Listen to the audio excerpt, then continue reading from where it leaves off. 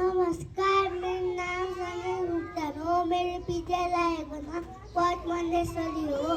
म कक्षा युकेजीमा अध्ययन गर्छु। नमस्कार, मेरो नाम इनाया अशरफ हो।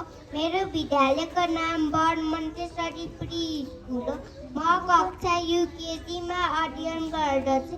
आज हामी भानु जयन्तीको विशेष अवसरमा भानुभक्त आचार्यको कविता वाचन गर्न गइरहेका छौँ।